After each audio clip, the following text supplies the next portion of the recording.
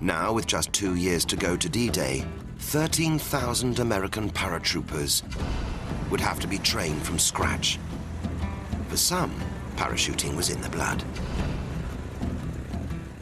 I grew up in a small farm in Bellingham, Massachusetts, and we had a hay loft way above the barn with a pulley, and I loved dropping the hay down about 15 or 20 feet down to the ground level, getting an umbrella, and I'd grab the umbrella and jump down into the hay, and that was the first experience as a paratrooper that I had.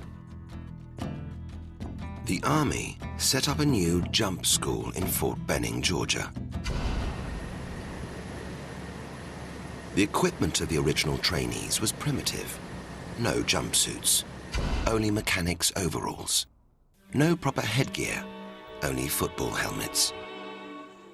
Makeshift rope swings gave the men the rough idea of a parachute drop. But they would have to go higher to simulate a jump from a plane. The school found its inspiration in an old funfair ride.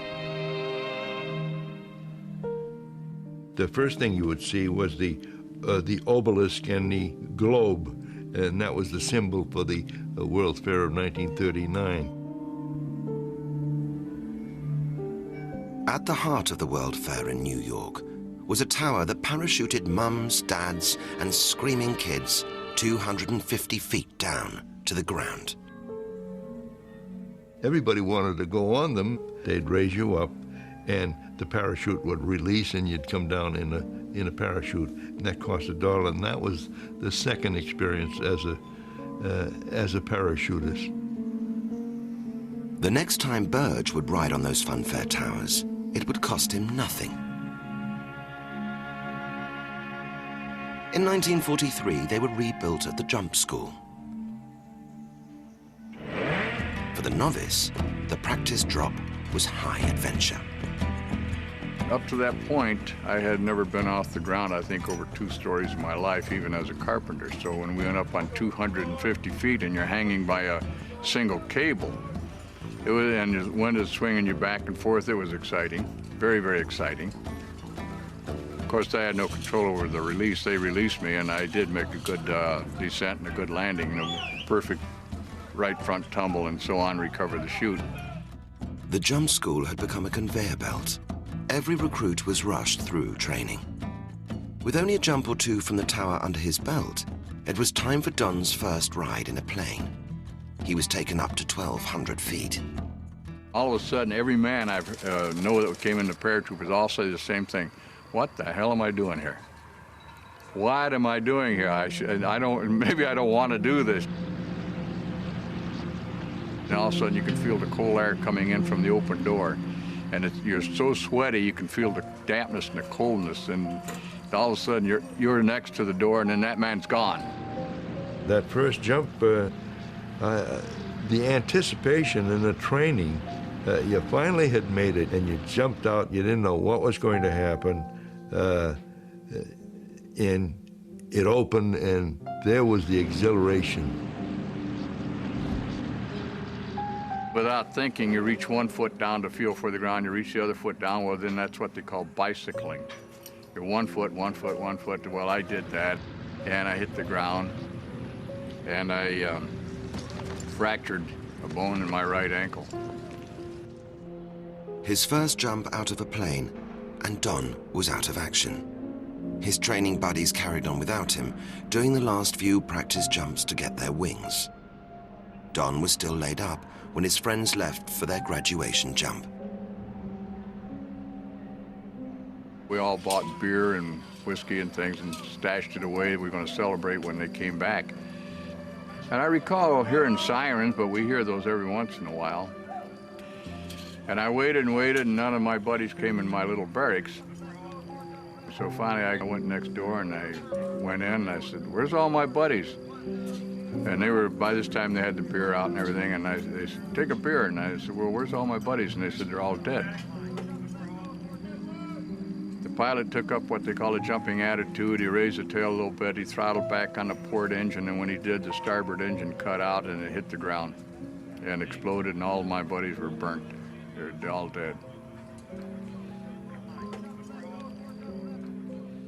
So anyway, I took a beer and went back to my barracks and lay down. It was just quiet in the barracks, very quiet. All my buddies were killed. In the rush to train such an enormous airborne force for D-Day, such accidents were inevitable. Don's buddies were only a few of the men who would die training to become paratroopers. Don got his wings a few weeks later, ready for D-Day.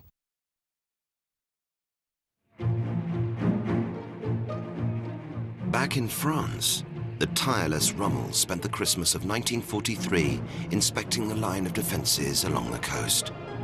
He was disturbed by what he saw. The Atlantic Wall was riddled with weak spots. He strengthened his defenses by peppering the beaches with another swathe of death traps that would be invisible to an advancing army. Let's now move up the beach further. We had better be careful as we do so, because in between these successive lines of obstacles, at any point, there may be mines, and probably will be, mines which are buried just beneath the surface. These telemines were designed to knock out tanks.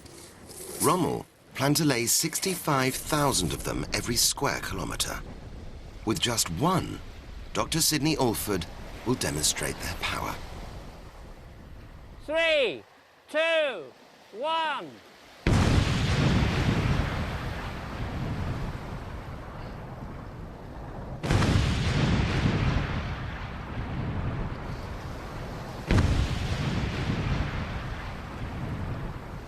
Let's go and see what happened.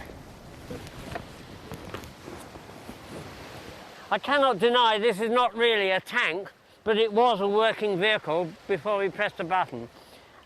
You can see that it has separated main components, it's shredded the body, it's dispersed the body. There's body 50 meters over there, there's body over there, there's body over here, and there is the steering section over here.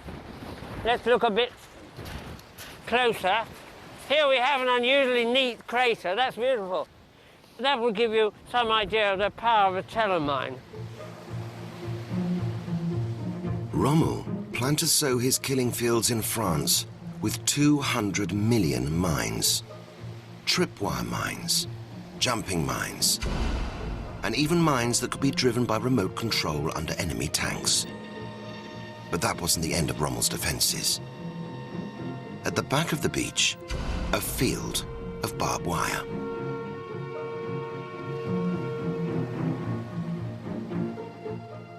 It's a horrible obstacle. This is to stop people. The horizontal wires, they're not pulled taut. But there's a reason for that. If you don't mind risking some nasty scratches, you can climb over a taut wire. But a slack wire, you can't. It's wobbly and you'll fall over. Remember that everything that happens here will be happening in a hail of machine gun and rifle fire. The Allies needed a way to carve a path through the fields of mines and barbed wire. Clearing them by hand would take too long and would cost too many lives. What they needed was a machine to do it all for them. In 1943, the British Army formed a specialized tank unit. Its leader was another renegade, a man rarely caught on camera.